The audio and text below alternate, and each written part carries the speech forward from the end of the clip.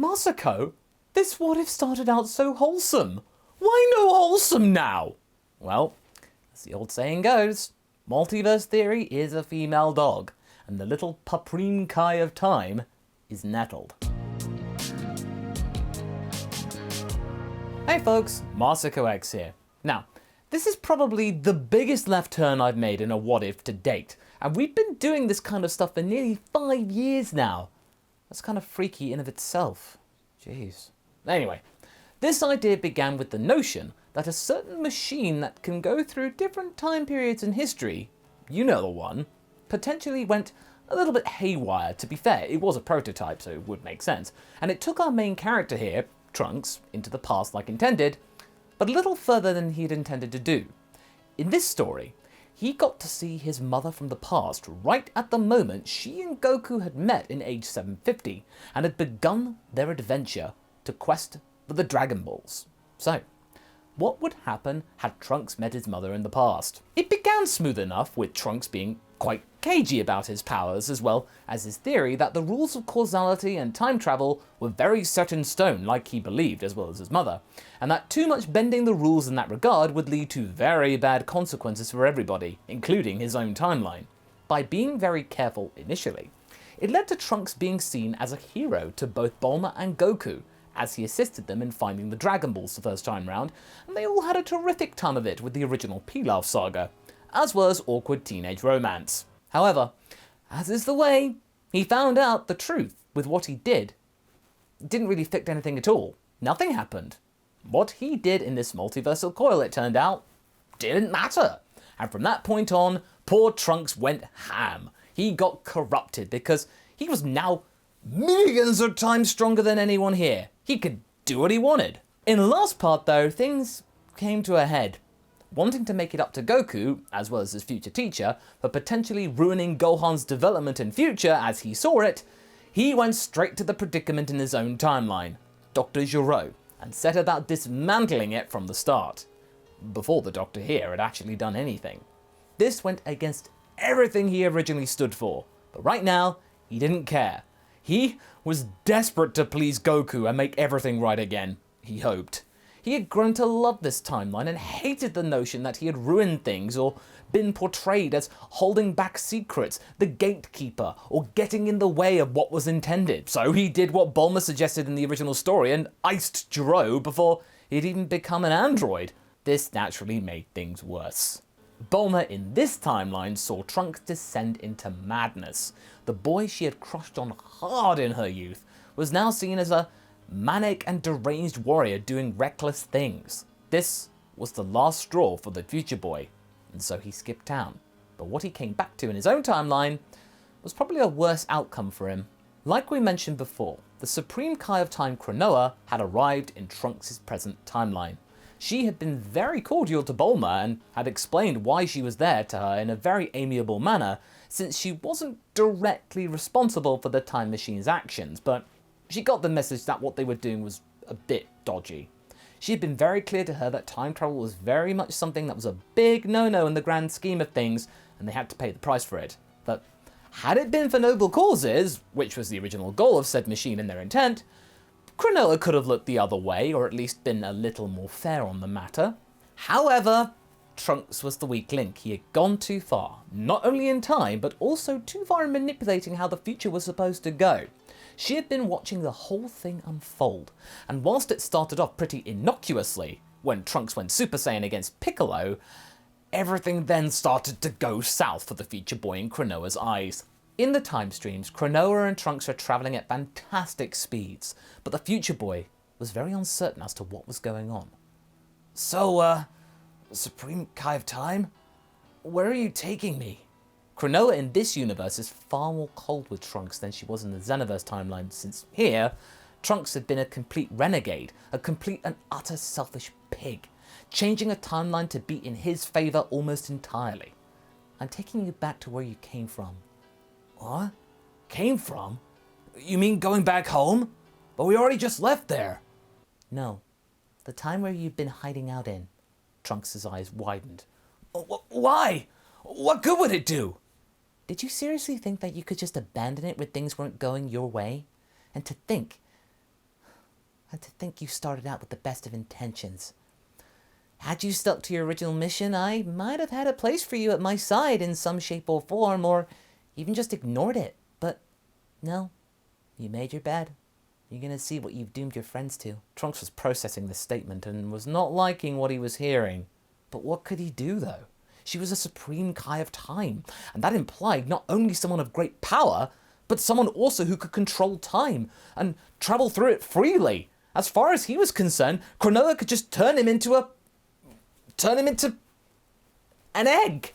The journey through the portals continued briefly in icy silence before the colourful tendrils of a temporal temperament ceased, and Trunks found himself around Mount Paozu, in a similar place he had been when he had actually used the time machine just now to go home. He looked around and things looked exactly how he had left them. What's this? We're right back where I left. Why? Give it a moment. In said moment, they turned around. Bulma and Yamcha's ship had arrived at the location and had spotted the light of the time machine disappearing out of sight. Bulma was in tears of sadness and despair. She had witnessed Trunks, the man she had once loved, not only lose his cool, but also leave them in the lurch now, as it seemed. She was inconsolable. Yamcha doing his best to calm her down and comfort her. How could he do this? How could he go so off the deep end and then run away like that? That's not the Trunks I know. It doesn't make any sense.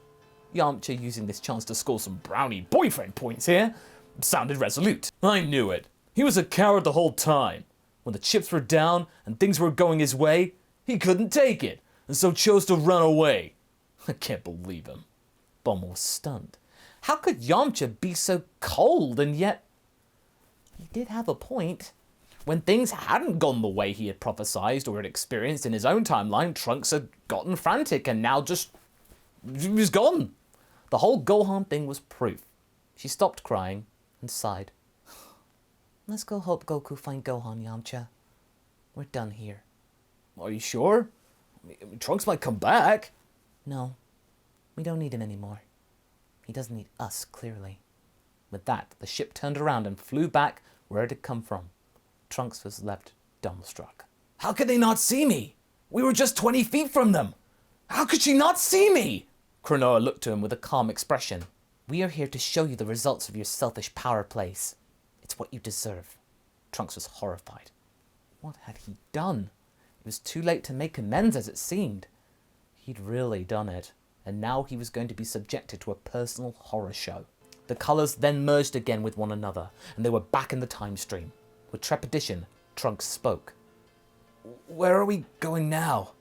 All that hard work you had done with coaching the team to prepare for Vegeta and his underling, they crumbled. Goku spent months looking for his kid and got completely sidetracked with the whole thing. The rest of the team, they were also searching for Gohan.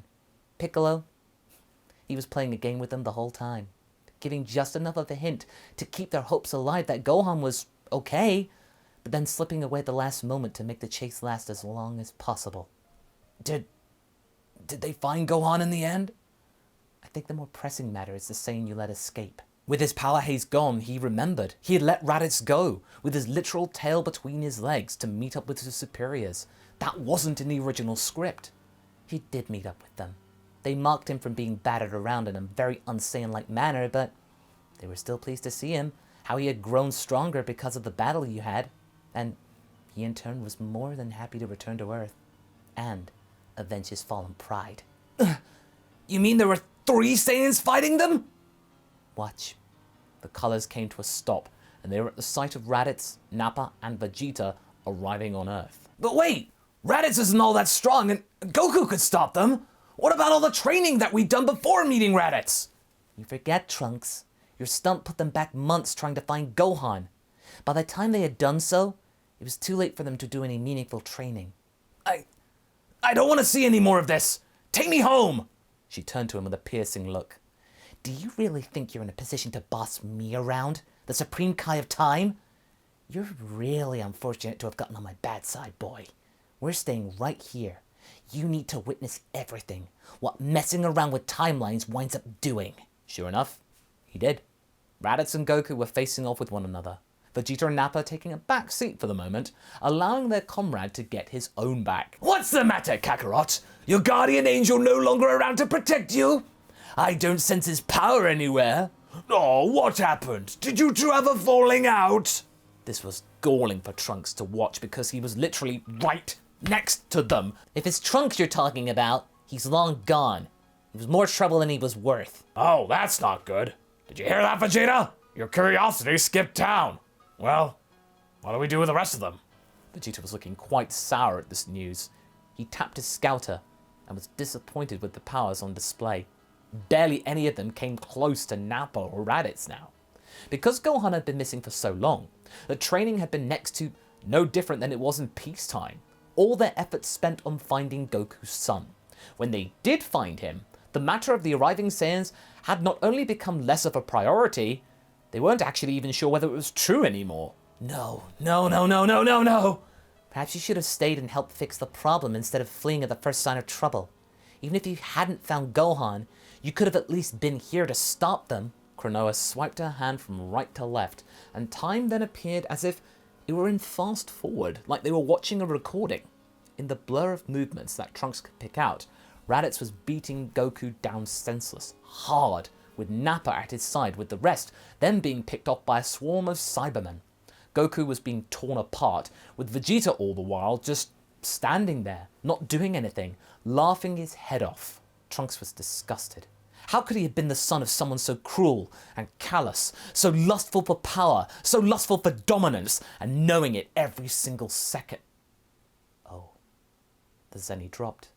And there it is, said Kranoa flatly. You become your father's son, lauding your power over those weaker than you for your own personal satisfaction. In the end, your noble goals set by you and your mother were clouded by your Saiyan pride, gifted by your father. So sad. She genuinely looked sad this time around, a change from her usual icy stares, her recent stint of giving Trunks the evils. She was right. He had been echoing his father's behaviour. It was only now that he had realised this, the first time he had seen his father in the flesh. What followed was harrowing for the young boy. The Dragon Team were completely torn to shreds by the three Saiyans, and there was nobody left to stop them. Goku was the only one left, and he was on the verge of death's door. He saw his son knocked out in the arms of his brother. He desperately reached up to stop Raditz from taking his son away, but Raditz spat on him. There is nothing left for my nephew here. I do not wish to raise him in such a backwater, a dead world. But it's not dead. Oh, it will be when we're through with it. With that, Goku was dead at his brother's hand. After polishing up every last Dragon Team member going, Earth was then brought to the attention of Lord Frieza, who had taken a partial interest in the planet. It wasn't that great. Trunks was then transported to Frieza's ship, still invisible to everything. When briefed, Frieza had been initially quite bored of the report on Earth because it seemed like every single basic backwater. That is until the revelation of Piccolo and Kami. Wait, stop right there. Vegeta, did you say Namekians? I did, yes. Interesting. Namekians is far away from their homeworld. Yes. They're also in possession of wish-granting orbs. One of the Earthlings rabbited on about them in the desperate hope help would come for them. I believe they were called Dragon Balls. Oh, really? Wish-granting, you say? Well then, Vegeta, prepare Earth for my arrival. At once, Lord Frieza. Frieza had a devilish grin. Excellent. Trunks was floored. If only he could power up right now and slice his pest in half. So now what? Said the boy with venom, completely jaded at this point. Let me guess. Frieza takes over Earth or something. Kranoa shook her head. No. Worse. Worse? How could it get worse? Think back to the Saiyan homeworld. Trunks did. And in that instant, they transported back to Earth in the middle of a firestorm. You see, Trunks, Vegeta tried to trick Frieza and use the Dragon Balls on himself. Let's just say it didn't work out too well for him.